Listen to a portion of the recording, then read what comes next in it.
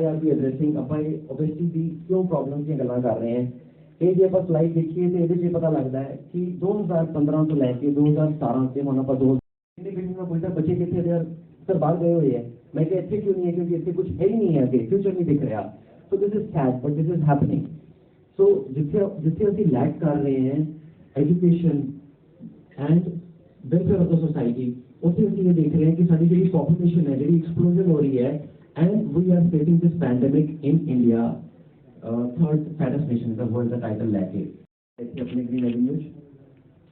ਤੇ ਸੈਕੰਡਲੀ ਫਿਰੋਜ਼ਪੁਰ ਦੇ ਹਸਪੀਟਲ ਹੈ, ਫਿਰੋਜ਼ਪੁਰ ਦੇ ਹਸਪੀਟਲ ਹੈ, ਲੁਧਿਆਣਾ ਸੈਂਟਰ ਹੈ ਤੇ Moga is my main centre, ਜਿੱਥੇ ਮੈਂ ਬੇਸਿਕਲੀ ਮੈਂ ਮੋਗੇ ਨੂੰ ਬਿਲੋਂਗ ਕਰਦਾ। ਤੇ ਹੁਣ ਕਿਤੇ ਤਾਂ ਆ ਕੇ ਕੰਮ ਸ਼ੁਰੂ ਕਰਨਾ ਹੁੰਦਾ ਹੈ ਤੇ ਮੇਰੇ ਕੋਲ ਬੜੀ ਆਪਸ਼ਨ ਸੀ ਕਿ ਡਾਕਟਰ ਸਾਹਿਬ ਤੁਸੀਂ ਮੋਗੇ ਕਿਉਂ ਮੇਨ ਸੈਂਟਰ ਬਣਾ ਰਹੇ ਹੋ, why not Chandigarh, why not Amritsar. ਤੇ ਮੇਰੇ ਕੋਲ ਮੋਗੇ ਦੇ ਵਿੱਚ ਪੇਸ਼ੈਂਟਸ ਪੂਰੇ ਪੰਜਾਬ ਤੋਂ ਆਉਂਦੇ ਹੈ, ਪੂਰੀ ਬਾਹਰਲੀ ਸਟੇਟ ਤੋਂ ਆਉਂਦੇ ਹੈ ਤੇ ਅਸੀਂ ਮੋਗੇ ਸਟੇਟ ਆਫ ਆਰਟ ਸੈਂਟਰ ਬਣਾਇਆ ਹੋਇਆ ਹੈ ਜਿੱਥੇ ਹਰ ਤਰ੍ਹਾਂ ਦੀ ਫੈਸਿਲਿਟੀ ਅਵੇਲੇਬਲ ਹੈ ਪੇਸ਼ੈਂਟਸ ਨੂੰ ਲੈ ਕੇ। ਬਿਕੋਜ਼ ਵੇਟ ਲਾਸ ਸਿਰਫ ਵੇਟ ਲਾਸ ਹੀ ਨਹੀਂ ਹੈ, ਪੇਸ਼ੈਂਟ ਦੀ ਲਾਈਫ ਚੇਂਜ ਹੁੰਦੀ ਹੈ। ਤੇ ਥੀਸ ਆਰ ਹਸਪੀਟਲਸ ਜਿੱਥੇ ਮੈਂ ਇਹ ਸਰਵਿਸਿਜ਼ ਪ੍ਰੋਵਾਈਡ ਕਰਦਾ ਹਾਂ। ਅਸੀਂ ਇਹ ਟ੍ਰੀਟਮੈਂਟ ਆਪਸ਼ਨ ਅੰਮ੍ਰਿਤਸਰ ਏਐਮਸੀਜ਼ ਵੀ ਪ੍ਰੋਵਾਈਡ ਕਰਦਾ ਹਾਂ। ਦਵਿੰਦਰ ਸਿੰਘ ਹੈ ਜੀ, ਮੈਂ ਅੰਮ੍ਰਿਤਸਰ ਤੋਂ ਹਾਂ। ਹਾਂਜੀ ਹਾਂਜੀ ਸਰ, ਮੈਂ 4 ਸਾਲ ਤੋਂ ਬਹੁਤ ਪਰੇਸ਼ਾਨ ਸੀਗਾ ਮੋਟਾਪੇ ਨੂੰ ਲੈ ਕੇ।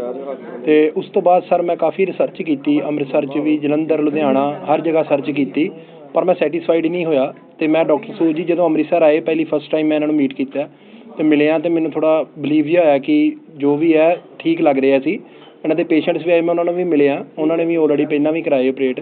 ਤੇ ਮੈਂ ਉਸ ਤੋਂ ਬਾਅਦ ਉਹਨਾਂ ਨਾਲ ਗੱਲਬਾਤ ਕੀਤੀ ਵੀ ਤੁਹਾਨੂੰ ਕੋਈ ਦਿੱਕਤ ਨਹੀਂ ਆਉਂਦੀ ਕਰਾਉਣ ਤੋਂ ਬਾਅਦ। ਕਹਿੰਦੇ ਨਹੀਂ ਸਰ, ਅੱਗੇ ਨਾਲੋਂ ਜ਼ਿਆਦਾ ਵਧੀਆ ਲਾਈਫ ਸਟਾਈਲ ਹੋ ਗਿਆ। ਉਸ ਤੋਂ ਬਾਅਦ ਮੈਂ ਆਪਣੀ ਵਾਈਫ ਨਾਲ ਡਿਸਕਸ ਕਰਕੇ ਫਿਰ ਮੈਂ ਡਾਕਟਰ ਸਾਹਿਬ ਨੂੰ ਮਿਲਿਆ, 1-2 ਮੀਟਿੰਗਸ ਕੀਤੀਆਂ ਇਹਨਾਂ ਦੇ ਨਾਲ। ਫਿਰ ਉਸ ਤੋਂ ਬਾਅਦ ਮੈਂ ਇਹਨਾਂ ਨੂੰ ਮੋਗੇ ਮਿਲਣ ਗਿਆ, ਮੋਗੇ ਜਾ ਕੇ ਵੀ ਇਹਨਾਂ ਨਾਲ ਗੱਲਬਾਤ ਕੀਤੀ ਹੈ ਸਰ। ਉਸ ਤੋਂ ਬਾਅਦ ਫਿਰ ਮੈਂ ਫਾਈਨਲਾਈਜ਼ ਇਹਨਾਂ ਕੋਲੋਂ ਆਪਰੇਟ ਕਰਵਾਇਆ। ਅੱਜ ਮੈਨੂੰ 3 ਮਹੀਨੇ ਹੋ ਗਏ ਆ ਤੇ ਮੈਂ ਪਹਿਲੇ ਲਾਈਫ ਸਟਾਈਲ ਨਾਲੋਂ ਜ਼ਿਆਦਾ ਬੈਟਰ ਮਹਿਸੂਸ ਕਰਦਾ। ਪਹਿਲੇ ਕਿੰਨਾ ਸੀ ਤੇ ਹੁਣ ਕਿੰਨਾ? ਸਰ ਪਹਿਲਾਂ ਮੇਰਾ weight 190 ਸੀਗਾ, ਹੁਣ ਮੇਰਾ 160 ਆ ਗਿਆ weight। ਕੋਈ ਡਾਈਟ ਵੀ ਥੋੜੀ ਬਹੁਤ ਘੱਟ ਕੀਤੀ? ਹਾਂਜੀ ਸਰ ਬਿਲਕੁਲ ਸਰ, ਮੈਂ 1 ਚਪਾਤੀ ਸਵੇਰੇ ਲੈਣਾ ਮਾਰਨਿੰਗ ਟਾਈਮ, ਦੁਪਹਿਰੀ ਮੈਂ ਸੈਲਡ ਜਾਂ ਫਰੂਟ ਲੈਣਾ, ਰਾਤੀ ਫਿਰ ਮੈਂ 1 ਚਪਾਤੀ ਤੇ ਨਾਲ ਸਬਜ਼ੀ। ਪਹਿਲਾਂ ਕਿੱਦਾਂ ਕਰਦੇ ਸੀਗੇ? ਸਰ ਪਹਿਲਾਂ ਤੇ ਬਹੁਤ ਜ਼ਿਆਦਾ ਡਾਈਟ ਸੀ ਮੇਰੀ ਸਰ, 8-8 ਫੁਲਕੇ 10-10 ਫੁਲਕੇ ਸਰ ਮੈਂ ਖਾਂਦਾ ਸੀਗਾ। ਤੇ ਸਰ ਭੁੱਖ ਬਹੁਤ ਜ਼ਿਆਦਾ ਲੱਗਦੀ ਸੀ, ਰਾਤ ਨੂੰ ਵੀ ਬਹੁਤ ਜ਼ਿਆਦਾ ਲੇਟ ਨਾਈਟ ਵੀ ਭੁੱਖ ਲੱਗਦੀ ਸੀ ਮੈਨੂੰ ਮੈਂ ਕਾफ़ੀ ਜ਼ਿਆਦਾ ਖਾਈ ਜਾਂਦਾ ਸੀਗਾ, ਪਰ ਫਿਰ ਵੀ ਮੈਂ ਸੈਟੀਸਫਾਈਡ ਨਹੀਂ ਸੀ ਹੁੰਦਾ। ਪਰ ਹੁਣ ਮੈਂ 1 ਚਪਾਤੀ ਖਾ ਕੇ ਵੀ ਸੈਟੀਸਫਾਈਡ ਰਹਿਣਾ। ਮਤਲਬ ਹੁਣ ਤੁਹਾਨੂੰ ਜ਼ਰੂਰਤ ਨਹੀਂ? ਬਿਲਕੁਲ ਨਹੀਂ ਸਰ, ਮੌਜੂਦ ਕਿਸੇ ਤਰ੍ਹਾਂ ਦੀ ਕੋਈ ਮੁਸ਼ਕਲ ਆਈ? ਨਹੀਂ ਸਰ, ਬਿਲਕੁਲ ਨਹੀਂ ਆਈ ਸਰ। ਤੁਸੀਂ ਡਾਈਟ ਦੇ ਨਾਲ ਵਾਕ ਵੀ ਕਰਦੇ ਹੋ? ਸੈਰ? ਹਾਂਜੀ ਸਰ, ਮੈਂ ਸ਼ਾਮੀ ਵੀ ਅੱਧਾ ਘੰਟਾ ਵਾਕ ਕਰਦਾ, ਸਵੇਰੇ ਵੀ ਅੱਧਾ ਘੰਟਾ ਵਾਕ ਕਰਦਾ। ਤੇ ਇੱਕ ਮਿੰਟ ਆਪਣਾ ਕੀ ਨਾਂ ਲੈਂਦੇ ਨੇ, ਕਾਰਨ ਕੀ ਬਣਿਆ ਜੀ ਤੁਹਾਡੀ ਇੰਨੀ ਓਬੈਸਿਟੀ ਜਾਂ ਮੋਟਾਪਾ? ਕਾਰਨ ਕੀ ਸਿਰਫ ਉਹਦਾ ਖਾਣਾ ਹੀ ਕਾਰਨ ਸੀਗਾ? ਖਾਣਾ ਕਾਰਨ ਲੱਗਦੀ ਸੀ? ਹਾਂਜੀ ਸਰ। ਤੁਹਾਡੇ ਫੈਮਿਲੀ ਕੋਈ? ਨਹੀਂ ਸਰ ਇਹ ਭੁੱਖ ਬਹੁਤ ਜ਼ਿਆਦਾ ਲੱਗਦੀ ਸੀ ਜਿਹਦੇ ਕਰਕੇ ਐਕਸਰਸਾਈਜ਼ ਬਿਲਕੁਲ ਨਹੀਂ ਸੀ ਕਰ ਰਿਹਾ ਮੈਂ, ਤੇ ਖਾਈ ਜਾਣਾ, ਤੇ ਉਹਦੇ ਕਰਕੇ weight ਜਿਹੜਾ ਮੇਰਾ ਜ਼ਿਆਦਾ ਗੇਨ ਹੋ ਗਿਆ ਸੀਗਾ। ਐਕਸਰਸਾਈਜ਼ ਨਾ ਕਰਨ ਦੇ ਕਾਰਨ, ਕੋਈ ਐਕਟੀਵਿਟੀ ਨਾ ਹੋਣ ਦੇ ਕਾਰਨ ਮੇਰਾ weight ਬਹੁਤ ਜ਼ਿਆਦਾ ਵੱਧ ਗਿਆ ਸੀ, ਜਿਹਦੇ ਕਰਕੇ ਮੈਨੂੰ ਕਾफ़ੀ ਪਰੇਸ਼ਾਨੀਆਂ ਦਾ ਸਾਹਮਣਾ ਕਰਨਾ ਪਿਆ। ਪਰ ਉਸ ਤੋਂ ਬਾਅਦ ਜਦੋਂ ਮੈਂ ਇਹ ਆਪਰੇਟ ਕਰਵਾਇਆ ਉਸ ਤੋਂ ਬਾਅਦ ਮੈਂ ਜ਼ਿਆਦਾ ਬੈਟਰ ਮਹਿਸੂਸ ਕਰਦਾ, ਵਾਕ ਵੀ ਕਰਦਾ, ਹੁਣ ਮੇਰੇ ਸਾਹ ਵੀ ਨਹੀਂ ਚੜ੍ਹਦਾ ਮੈਨੂੰ ਬਿਲਕੁਲ, ਤੇ ਮੈਂ ਡਾਈਜੈਸਟ ਵੀ ਬਹੁਤ ਅੱਛਾ ਕਰਦਾ। ਪਹਿਲਾਂ ਨਾਲੋਂ ਫਿੱਟ ਲੱਗ ਰਿਹਾ? ਹਾਂਜੀ ਪਹਿਲਾਂ ਨਾਲੋਂ मैं ज़्यादा बेटर महसूस कर रहा हूँ। ठीक है, थैंक यू। हाँ सर, क्या नाम है आपका और आज जो पीसी की जा रही है क्या कहना चाहती हैं आप? बेसिकली मैं डॉक्टर अमित सूद, एक डायबिटीज़ और वेट लॉस स्पेशलिस्ट। आज अमृतसर में ये जो प्रेस रिलीज हम उसमें हम ये बता रहे हैं कि जो मोटापा है जो जब हद से ज़्यादा बढ़ जाता है और अपने साथ वो जो बीमारियां लेके आता है जैसे डायबिटीज़, इनफर्टिलिटी, जॉइंट पेन्स, सांस की तकलीफ़ और बहुत कैंसर भी, तो ये जब मोटापा अपने आप में इतना बढ़ जाता है कि जो इतनी बीमारियां लेके आता है उसका आज की डेट में हमारे पास सफल इलाज है। और अगर हम ये इलाज करवाते हैं तो सिर्फ मोटापा ही नहीं, ये सारी बीमारियां भी ख़त्म हो जाती हैं। तो हमें करना सिर्फ ये है कि हमें एक स्पेशलिस्ट को ढूंढना है, उनके पास जाना है और इसको समझना है।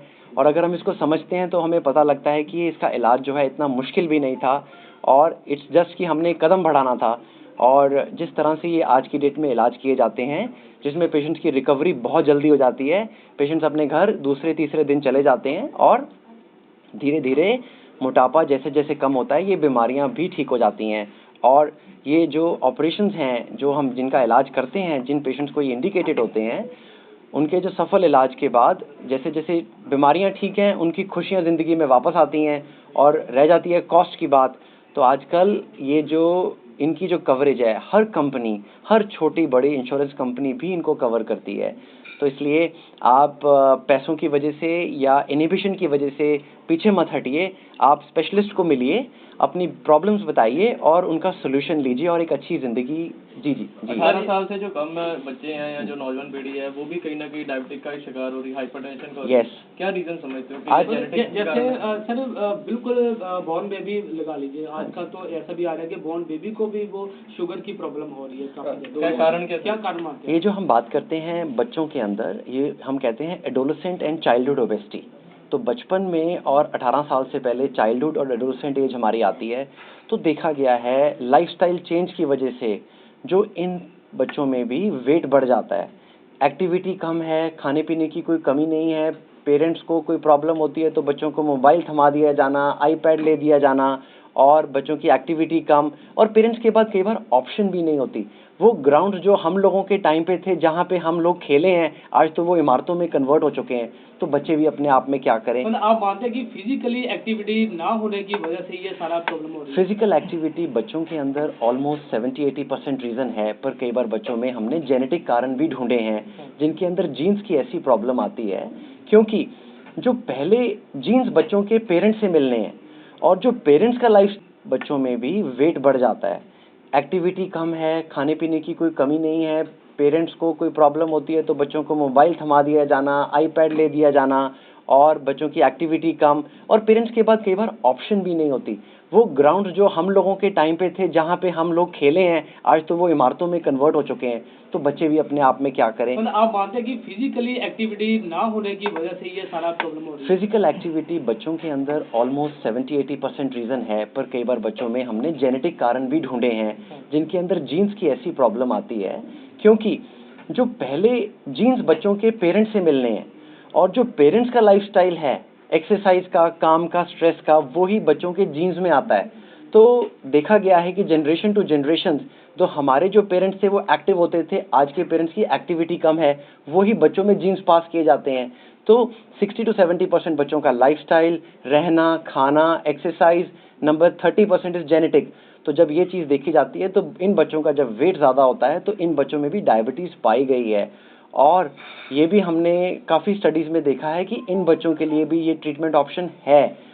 तो अभी ये जो बच्चे हैं 2 साल में भी ये बच्चों को ये ट्रीटमेंट ऑप्शन दी गई है ऑफ लेट, जो काफ़ी पेपर्स में कवरेज हुई है, और 8 से 10 साल तो एक रेगुलर एज ग्रुप है जब हमारे पास बच्चे आते हैं जिनका जो वेट इतना बढ़ जाता है कि इनको चलना फिरना, इनके जो पैर हैं वो भी टेढ़े हो जाते हैं और इनकी जो ग्रोथ है, बच्चों में ग्रोथ भी रुक जाती है। तो हम उनका इलाज करते हैं जिनका उनका वेट कम होता है और उनको डायबिटीज़ भी ठीक हो जाती है। सर, ये इसके अलावा सर्जरी के अलावा मोटापे का और भी कई इलाज है। डाइट से हो सकता है, एक्सरसाइज से हो सकता है, बहुत सारी चीजें हैं। Surgery is the last option, ठीक है ना? Surgery- तो उसमें आप क्या रिकमेंड करना चाहते हैं? देखिए, ऐसा होता है कि मेरे पास कोई भी आता है मिलने के लिए कि डॉक्टर साहब हमने वेट कम करना है, तो डॉक्टर साहब सबसे अच्छा तरीका क्या है, मैं उनको ये बोलता हूँ आप अच्छे एक स्टोर में जाइए, अच्छे से जूते खरीदिए, एक्सरसाइज शुरू करिए और अपने डाइट में मीठा और तली चीज़ों का सेवन कम करिए।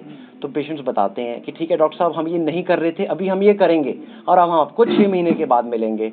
और कई पेशेंट्स हैं, डॉक्टर साहब हम 3 साल से तो ये कर रहे हैं, हमने कोई डाइटिशियन नहीं छोड़ी, कोई एक्सरसाइज नहीं छोड़ी, कोई जिम नहीं छोड़ा, कोई योगा नहीं छोड़ा, अभी भी वज़न कम नहीं हो रहा है और हमें सांस नहीं आ रहा, हमारी डायबिटीज़ कंट्रोल नहीं हो रही, हमारा इलाज करिए। तो ये कस्टमाइज़ करना पड़ता है। जिन लोगों ने लाइफस्टाइल चेंज नहीं ट्राई किया उनको हम पहले लाइफस्टाइल चेंज ही बोलते हैं कि आप ये चेंजेस करिए ताकि हम ऑपरेशन हमें ना करना पड़े। पर जो लोग ये सब कर चुके होते हैं और जो मोटापे से और इसकी बीमारियों से जूझ रहे होते हैं, तो उनके लिए फिर ये ऑपरेशन वरदान, एक नई जिंदगी बन के सामने आते हैं जो हम उनको ऑफर ये करते हैं। कितने % है? जैसे आपके जो लोग ये सब कर चुके होते हैं और जो मोटापे से और इसकी बीमारियों से जूझ रहे होते हैं, तो उनके लिए फिर ये ऑपरेशन वरदान, एक नई जिंदगी बन के सामने आते हैं जो हम उनको ऑफर ये करते हैं। कितने % है? जैसे आपके पास मान लो 10 पेशेंट आए, Yes. 10 पेशेंट के पीछे इतने पेशेंट हैं जिनको कि बेरिएट्रिक सर्जरी जो है वो करवानी पड़ती है? देखिए, अगर जब पेशेंट्स हमारे पास आते हैं, पहले तो बहुत जल्दी आएंगे नहीं, वो सर्च करते हैं, देखते हैं, रिजल्ट्स देखते हैं, अपने एंड पे एक स्पेशलिस्ट को मिलने से पहले वो डाइट, एक्सरसाइज बहुत कुछ कर चुके होते हैं। तो हमारे पास जो पेशेंट्स आते हैं 10 में से 9 लोग ऐसे ही होते हैं जिनको इस ऑपरेशन की ज़रूरत पड़ती है। इट इज़ जस्ट वो आते हैं अपनी डिस्कशंस करने के लिए, अपने कुछ डर कम करने के लिए, कुछ पेशेंट्स को जानने के लिए, कुछ ये पूछने के लिए हमें कि डॉक्टर साहब कोई बाद में दिक्कत तो नहीं आएगी, हम सब कुछ कर चुके हैं, या डॉक्टर पसंद करने के लिए, हॉस्पिटल देखने के लिए। तो पेशेंट्स ऑलरेडी उन्होंने अपना मन बनाया होता है, वो बहुत कुछ करके देख चुके होते हैं, तभी हमें मिलने के लिए आते हैं। सिर्फ फूड पाइप इसमें नैरो कर दिया जाता है, ऐसा बोला जाता है, और Yes. उसको उसके बाद खाना ज्यादा जो है पेशेंट जो ओबेसिटी का शिकार है Yes. वो नहीं खा पाता है। Yes. तो नेचुरल बात है, वो ज्यादा नहीं खा पाएगा तो ओबेसिटी नहीं आएगी। इसके अलावा और क्या जो टेक्निकल पहली बात ये है, ये सबसे बड़ा मिसनोमर है, ये सबसे बड़ी गलतफहमी है कि फूड पाइप को नैरो किया जाता है। कोई भी ऑपरेशन मोटापे का जो है वो फूड पाइप को नहीं छेड़ता। फूड पाइप हमारी ईसोफेगस है, जो हमारे मुंह से लेकर हमारे स्टमक तक ज्वाइन करती है, उसको बिल्कुल छेड़खानी नहीं करी जाती। हमारा सारा जो खाना है हमारी स्टमक में जाता है, जिसको हम अपना मैदा बोलते हैं, और उसके बाद आंतड़ियों में जाता है, जहाँ वो खाना अब्जॉर्ब किया जाता है। तो इन सब ऑपरेशंस के अंदर मैदे में और आंतड़ियों में ही छेड़खानी करी जाती है, क्योंकि अगर आप ये देखिए, कई लोग जो हैं थोड़ा खाना खा के भी जिनका वजन बढ़ता है, दैट मीन्स कि उनके मैदे के अंदर और आंतड़ियों के अंदर ऐसे हार्मोन्स निकलते हैं जिन हार्मोन्स की वजह से उनका वेट बढ़ रहा है ना खाना खाते हुए। तो ये ऑपरेशन आज की डेट में खाने वाली पाइप को नहीं छेड़ते, मैदे को और आंतड़ी को छेड़ते हैं। कई बार पेशेंट्स को डॉक्टर नहीं बताते क्या कर रहे हैं, और उनको अगर बाद में कोई दिक्कत होती है तो वो ये सोच लेते हैं कि हमारी फूड पाइप को छेड़ा गया है। तो आई थिंक पेशेंट्स को भी जानने का हक है कि वो क्या करवा रहे हैं, डॉक्टर क्या कर रहा है, और डॉक्टर की भी एक जिम्मेवारी है ये बताना कि आपके खाने वाली नाली को नहीं छेड़ रहे। ये ऑपरेशन आज की डेट में अब रिवर्सिबल भी होने लग गए हैं कि आप किसी को समझाइए कि अगर आपको प्रॉब्लम है तो आप इलाज करवाइए, अगर दिक्कत आएगी कभी, अगर आप ये सोचते हैं कि वजन कम होने के बाद, बीमारियां कम होने के बाद आपको फिर से कोई भी जिसकी ये प्रॉब्लम्स खत्म होती हैं दोबारा वापस नहीं आएगा, और अगर कल को आपको लगता भी है तो ये रिवर्स भी किए जा सकते हैं। फूड पाइप एक बार कट जाए तो वो जुड़ती नहीं है। जो स्टमक है और इंटेस्टाइन्स हैं वो अगर एक बार हम उनमें ऑल्ट्रेशन करते हैं वो दोबारा से रिवर्स भी हो जाती हैं। ठीक है sir, thank you. Thank you.